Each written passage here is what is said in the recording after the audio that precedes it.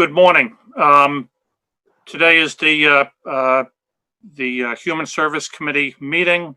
Although I do see our DSS Commissioner, he will not be, he doesn't have an agenda, although I did forward a status report that he had sent to me, and I think I sent that to all of the committee members this past Friday.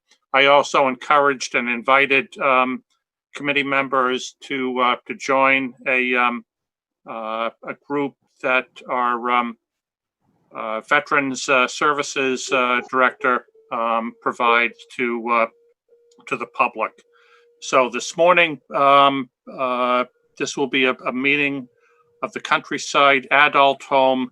I'd like to ask for a motion to approve the minutes to the prior committee meeting, which would be the Social Services Committee minutes.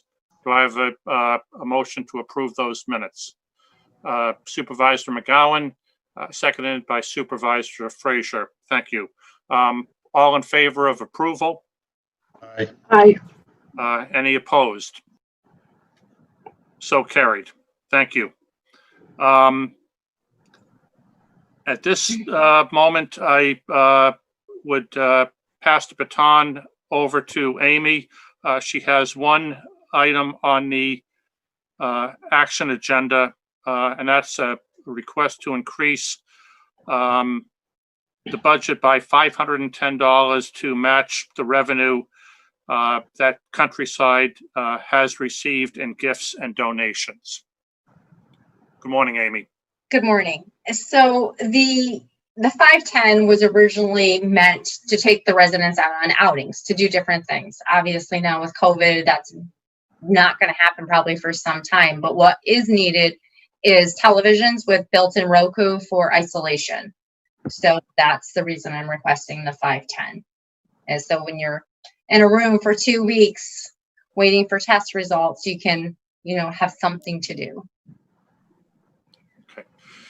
Let me go back and ask for a voice vote on the minutes, please.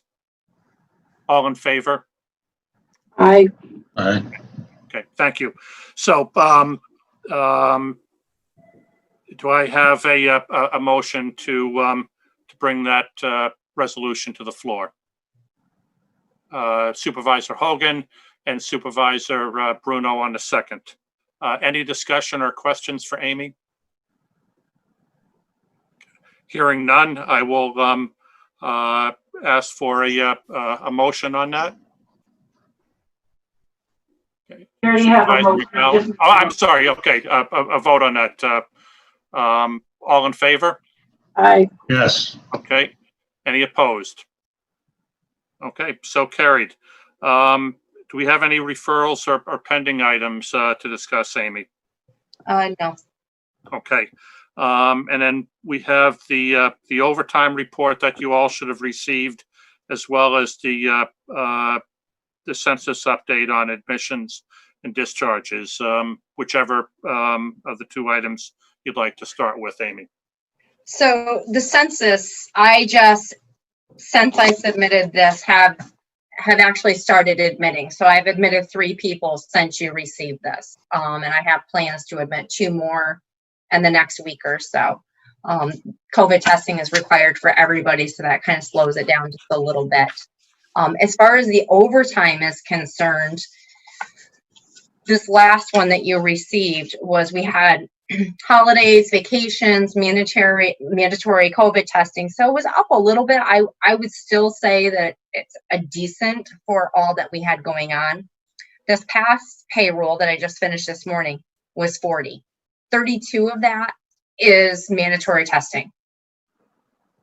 2 every week, an hour for each person that needs to come in to have a test done. So all in all, I think the overtime is really low, actually. I have one question. This is Peter. Thanks, Peter. Amy, Go ahead.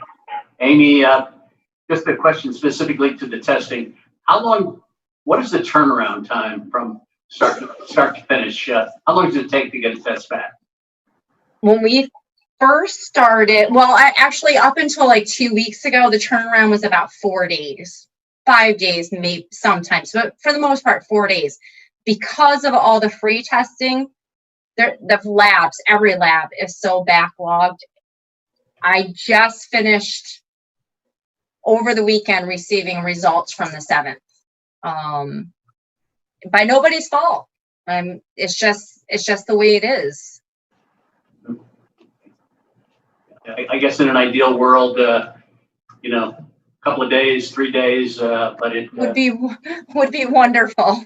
yeah, it just I think the overall level of kind of control and effectiveness, the longer you go down the line of waiting for the results, you know, the ability to try to get a greater handle on this, you know, gets less and less. So, you know, we hope for, you know, better turnaround time, I guess. So, Yes, you.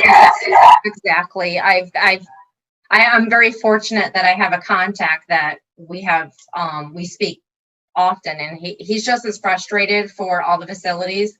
But again, it's kind of out of their control. They're doing the best that they can, and I'm hearing it with every lab. It's not just the lab that we're dealing with. And it's about free testing. Anybody can go and have a test done. And of course, it's going to impact how quickly we get those results back. Okay, thank you.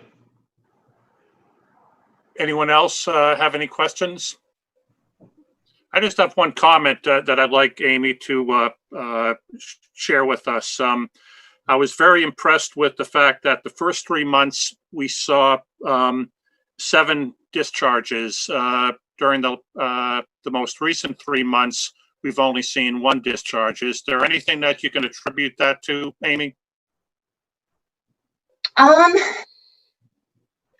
No, not. I mean, I think sometimes you just have turnaround for various reasons. Let's face it, there's death.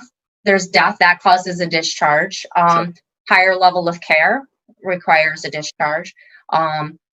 Going back into the community because they've done some rehabilitation. That can be a discharge. Those are the different factors. I can think of a few specifically, but and then the last 3 months has been COVID-19, and our residents have felt safer being where they are than any place else. And I think maybe that's why we're seeing no change.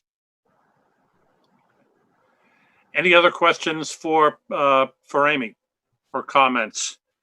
Dawn, have we anyone weighing in from the public? Chairman Driscoll, at this point, we have no public comment. Okay, great. Then I'll call the question. Do we have a motion to adjourn? Mr. Bruno, thank you. Mr. McGowan, thank you. Have a wonderful day today. Everyone, stay cool. Need to vote. Call on a friend who might be homebound, and again, continue to preach to the choir as far as being safe out there. So, Got to vote. It's a little academic, but you need to vote on the motion to adjourn. oh, I'm sorry. Okay, a motion to adjourn. All in favor? Mrs. Hogan and Mr. McGowan, thank you. Thank you. Have a great day, guys. Still didn't get it.